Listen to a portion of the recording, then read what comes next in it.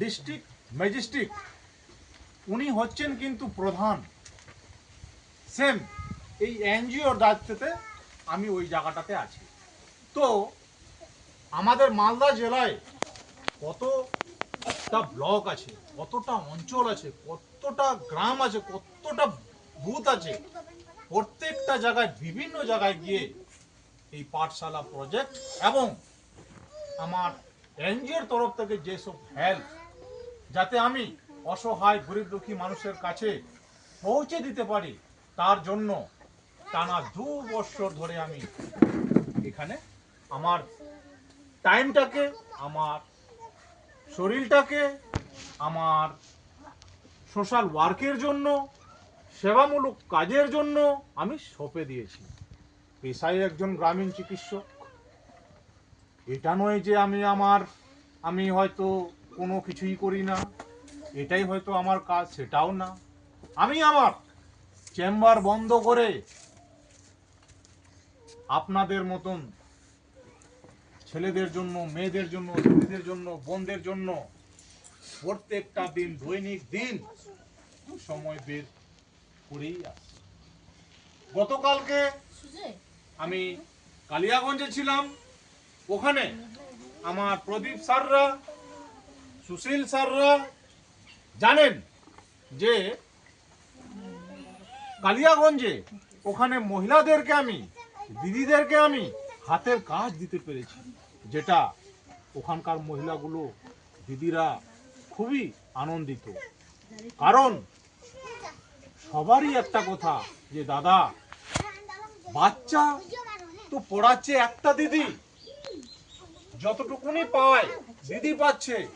যদি এই এনজিওর মাধ্যম দিয়ে আর কোনো হেল্প থাকে খুব ভালো হতো।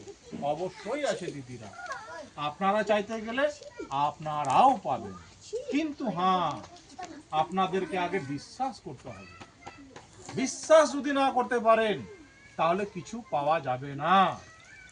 তাহলে কি আছে কাজ? হাতের কাজ আছে। যেমন বিভিন্ন রকমের মালা তৈরি, বিভিন্ন রকম সারকে আপনারাও হেল্প করাতে পারবেন।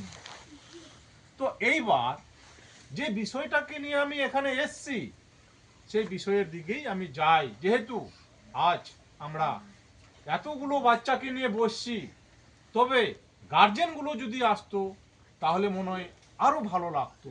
কারণ গার্জেনগুলো ভাবতো, বুঝতে পারতো, আর মনে মনে এটাও ভাবতো যে না, আমরা এবার ঠিক দিদির কাছে যে পড়ানোর জন্য যে পাঠাবো, তাহলে আমরা ভালো জায়গাতেই আমরা পাঠাচ্ছি বাচ্চাগুলোকে, কিংবা পাঠাতে চলেছি।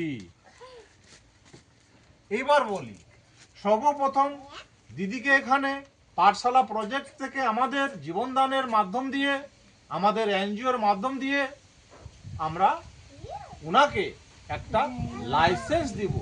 যে লাইসেন্স হবে একটা বাড়ির ভিতরে থাকবে আর একটা বাইরে থাকবে, যেটা এই গ্রামবাসী দেখবে যে না, এই সাইনবোর্ডটা কিসের।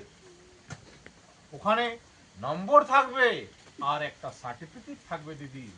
দিদিকে যদি কোনো ব্যক্তি এসে, কোনো শিক্ষিত মানুষ এসে যদি প্রশ্ন করে তুমি যে পড়াচ্ছ, কে বলেছে পড়াতে, কি পাবা, কেন পড়াচ্ছ, তাহলে দিদি ওই সার্টিফিকেটটা দেখাতে পারবে। তাহলে ওই ব্যক্তিটা www.জীবনদান গ্রুপে গিয়ে সার্চ করলে সমস্ত কিছু ডিটেলস জানতে পেরে যাবে। তাহলে দিদিকে আর কোনো কিছু বলার প্রয়োজন পড়বে না। তাহলে